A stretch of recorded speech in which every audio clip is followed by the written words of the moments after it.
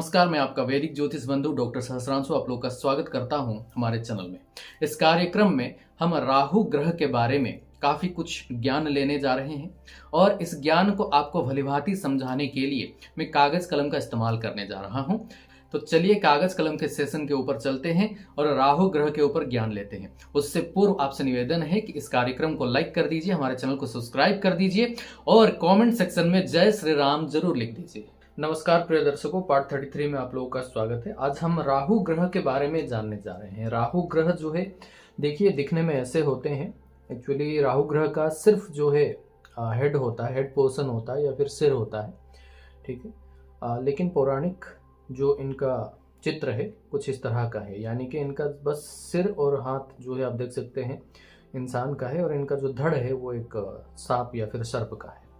ये जो है नीले रंग के शौकीन होते, नीले रंग के कपड़े इन्होंने धारण किए हुए, वस्त्र पहने हैं, ठीक है। तो राहु ग्रह कुछ इस तरीके के होते हैं। अब राहु ग्रह के बारे में चलिए हम ज्ञान लेते हैं। राहु ग्रह मृत्यु, रात्रि, सट्टा, छिपा हुआ धन और किसी को मारना यानी कि मर्डर करना और किसी के साथ संबंध खराब करना, लहूलुहान करना किसी को मार करके, ठीक है, पाप करना, गंदगी, दुर्गंध आदि के साथ जुड़े हुए होते हैं। कुंडली में राहु खराब होने पर जो है जातक जल्दी मृत्यु को प्राप्त भी हो जाता है, रात्रि के समय ज़्यादा एक्टिवेट रहता है, सट्टा इत्यादि में लिप्त रहता है, छिपे हुए धन के पीछे अपना समय बर्बाद करता है। अच्छा राहु छिपा हुआ धन प्रदान करता है, ठीक है। और राहु बहुत ज़्यादा खराब हो जाए तो फिर क्रिमिनल माइंडेड हो जाता है, आदमी मर्डर तक कर देता है और पाप करवाता है, यानी कि एक जो है मर्डर करना या फिर हत्या करना ये बहुत बड़ा महापाप है, तो पाप भी करवाता है। और गंदगी से प्रेम होने लगता है, ठीक है, ग्रूमिंग नहीं रहता है आदमी में और दाढ़ी मूछ बढ़ाए हुए रहता है। वो गंदगी और दुर्गंध से मतलब यह है कि इनके जीवन में ये ग्रूमिंग को मेंटेन नहीं कर पाते हैं, रोज नहा नहीं पाते हैं और कपड़े समय समय पर धो नहीं पाते हैं, बहुत ही अस्त व्यस्त जीवन व्यतीत करते हैं। इनका रूम देखोगे तो रूम भी बहुत खराब हालत में होता है, तो अपने जीवन में ये सैनिटरी को मेंटेन नहीं कर पाते हैं। राहु कुंडली में आर्द्रा, स्वाति और शतभिषा नक्षत्र का जो है स्वामी होता है। किसी के कुंडली में अगर आप देख रहे हो कि आर्द्रा नक्षत्र है, स्वाति नक्षत्र है या शतभिषा नक्षत्र है, समझ जाना चाहिए कि इसका नक्षत्र स्वामी राहु है, ठीक है।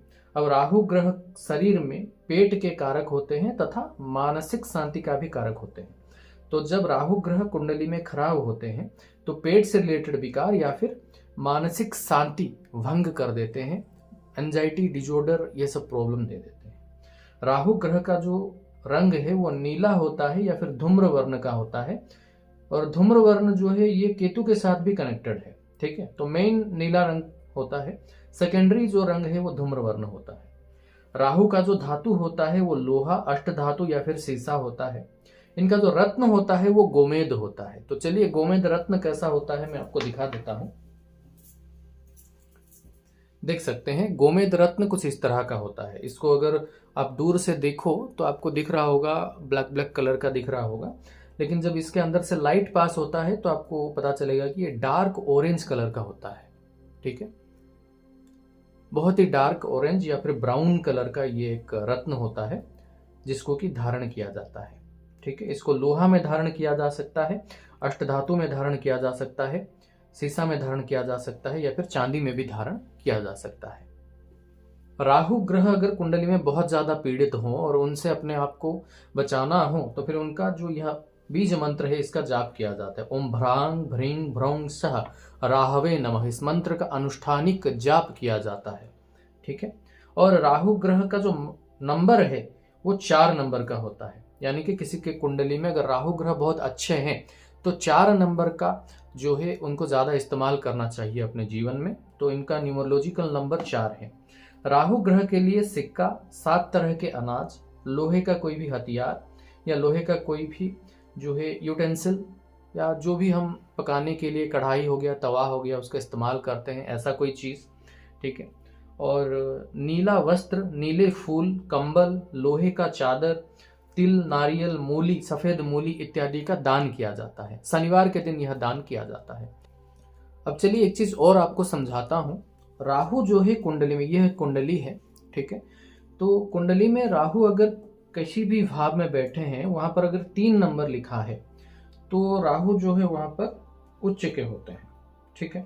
और मान लीजिए कहीं पर अगर राहु बैठे हुए हैं जहां पर कि धनु राशि है, ठीक है, यानी कि 9 नंबर लिखा हुआ है, तो फिर वो नीच के माने जाते हैं। यानी कि मिथुन राशि में राहु जो है उच्च के हुए और धनु राशि में राहु जो है नीच के होते हैं।